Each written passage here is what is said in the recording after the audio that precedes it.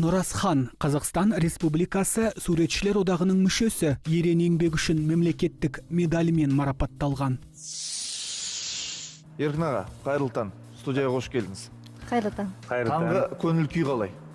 Таңғы көңіл күй жақсы. Тамаша. Жалпы Еркін аға, сіздің таңыңыз неден басталады? Дене шынықтырудан ба? Енді ермен бірге сол ерте тұрып, аздаған дене шынықтыру жасаймыз. Таза ауада серуендейтін шығарсыз. Жазды күні серуендейді, қазір қыс қой енді. Қараңғы, оның үстінде кішкентай немерелер бар. Олар тұрып жатса, соларға көмектесеміз. Тамаша. Тамаша. Еркін аға, 17 қаңтарда 65 жасқа толдыңыз. Иә. Иә, той құтты болсын дейді. Рахмет. Жалпы мерей той қалай тойланды, аталып өтті ма? Бұл енді мерей той деп тойлаған жоқпыз жасы үлкен. 60 жасымызда енді тойладық, қолымыздан келгенше. Мұнау енді өзіміздің отбасылық дастарханда балалар келді, сосын құда-құдағиымыз, келініміз Аиданың ата-анасы келді, Әбілғазы, Толқын деген құда-құдағиымыз бар. Жақсы, сол кісілермен бірге балалардың ортасында атап өттік үйде. Тамаша. Шағын ғана отбасында. Тамаша. Еркін аға, сіз қазір Қастеев мұражай үйінің жетекшісіз. Жалпы мұражай үйінің қазіргі қала ахуалы қалай, сіздерде қандай шаралар ұйымдастырылып тұрады? Көрмелер бола ма? Әбілхан Қастеев атамыздың мұражай үйі өзі өмірдің соңында 15 жыл тұрып еңбек еткен үй, жеке үй. Осы мына Әбілхан Қастеев атындағы мемлекеттік өнер музейінің филиалы болып есептеледі. Осы 14 жылы, тура 17 қаңтарда ашылған болатын. Мен барып жұмыс істегелі, міне бұйыртса осы март айында, наурызда 3 жыл болып қалады. Ауысқаныма. Ал енді бұл бір мәдени орын үлкен. Бейнелеу өнеріміздің бір қара шаңырағы болып саналады. Өйткені ол кісі Әбілхан аға болған кезде де бүкіл осы республикадағы, Алматыдағы үлкен суретшілер келіп, ол кісінің жұмысын көріп, шеберханасы бар. Содан кейін ақыл кеңесін тыңдап, сосын басқа өнер қайраткерлерді, жазушылар да, тіпті шетелден келген қонақтардың көбі сол үйде болған. Анау кезінде Америкадан Ракуэлл Кент деген 10 шақты адамды бастап келген үлкен суретші, Мартирос Сариян, мына Орал Таңсықбаев, қазақтың ұлы суретшісі, Өзбекстанда өмір сүріп өтті. Сол кісі досы болған, солар жиі келіп, Әбілхан ағамызбен сұхбаттасып, шығармашылық ойларын бөліскен. Жазушылардан Сәбит Мұқанов жиі барып тұрған. Өзіміздің суретшілер Хақымжан Наурызбай, Бүкі Әжиевтер, Сақи Романовтар жиі болған. Сондай бір үлкен қара шаңырақ деп есептейміз. Қазірде ол кісіні көзі көрген адамдар да келеді, көрмегендер көрем деп келеді. Қай жерде өмір сүрді, қандай үйде тұрды, қандай шығармаларды қалай отырып жазды деген сияқты. Соларға экскурсия жасаймыз, келген қонақтарды қабылдаймыз. Сосын дөңгелек үстелдер ұйымдастырамыз. Пікір алысу, қазіргі бейнелеу өнерінің қал жағдайы, жас талантты суретшілерді шақырамыз, солармен сұхбаттар қоямыз. Сосын өздерің сияқты журналистер келеді, оларға сұхбат береміз. Телепередачалар жасады, қаншама документальды деректі кинолар түсірілді Әбілхан ағамыз туралы. Соның бәрі сол үйде болып жатыр. Енді аға, мұражайға келушілер көп пе? Жалпы қазіргі таңда адамдар бейнелеу өнеріне қызыға ма? Қызығады бейнелеу өнеріне, бірақ енді насихаты аса көп насихатталып жатыр демесек те, дегенмен Қазақ ТВ деген үлкен жаңағы телеарна бар ғой. Онда үнемі көрсетіліп жатыр. Жалпы біздің ана үлкен музейімізде, жаңағы Қастеев атындағы мемлекеттік өнер музейінде үлкен көрмелер ашылып жатады. Бізде келгенде де енді өте көп демесек те, жалпы үзілмейді адамдардың аяғы. Сол келіп бейнелеу балаларын алып келеді, әсіресе жастар келеді, студенттер келеді.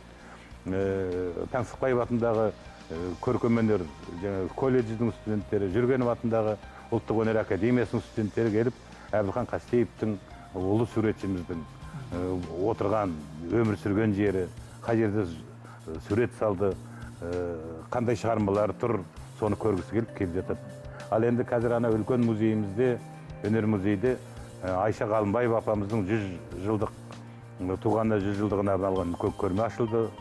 Соған келушілер көп. Өте талантты, қазақтан тұңғыш шыққан суретші қыздың, ғой енді апамыздың. Яғни осы 100 жылдығына жақсы көрмелер өтіп жатыр. Бейнелеу өнері саласындағы жастарды қызықтырады ғой көбіне. Қызықтырады, ол музейде көп шаралар өтіп жатыр. Еркін аға, сіздің карикатураларыңыз кеңінен бәрімізге мәлім, бәрімізге таныс.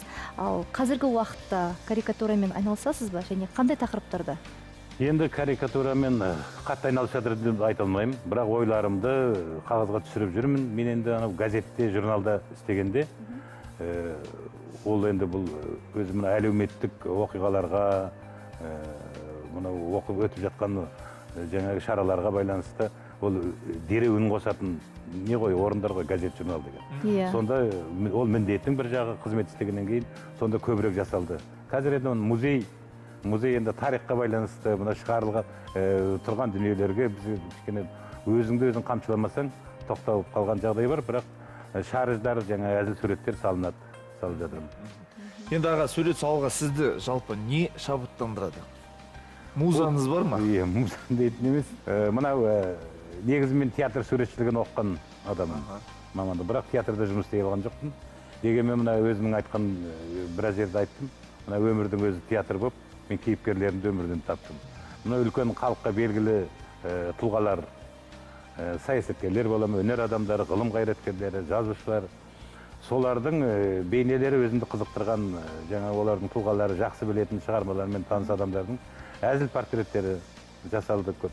Бұна өмірге деген сергек көзқарас. Журналист те болып қарайсың, суретші де болып та өнер адамдарын түсінетін, өнер танушы ретінде де қарауға болады.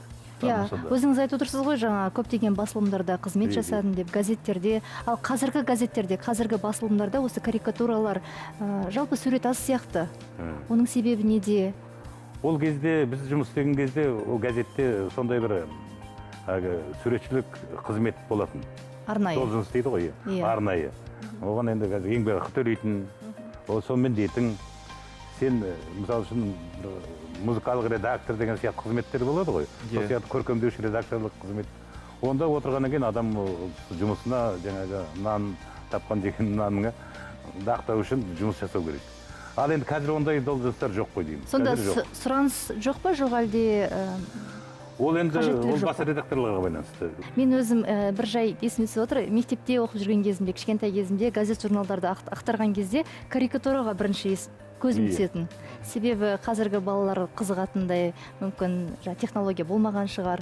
Ал қазір мүмкін сондықтан сұраныс жоқ шығар. Ол карикатураның қазір оның орны жойылды деп айтуға болмайды. Карикатура кезінде Қалтай Мұхамеджанов аға айтатын.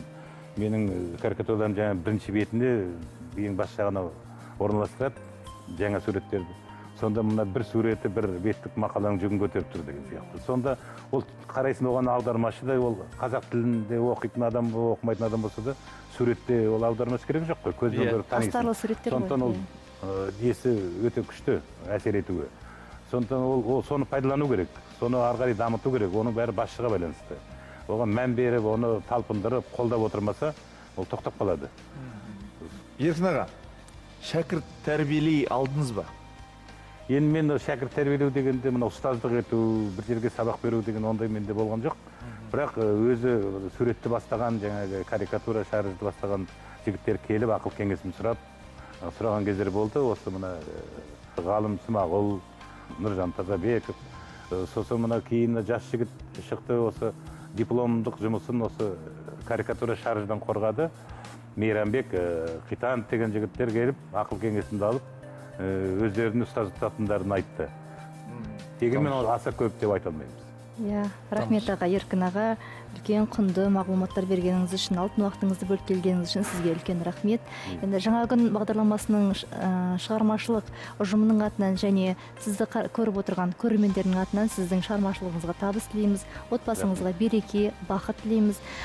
Сіздің де жаңа күн бағдарламасының көрермендеріне деген ізгі тілегіңіз болса, мархабат. Қайырлы таң деймін.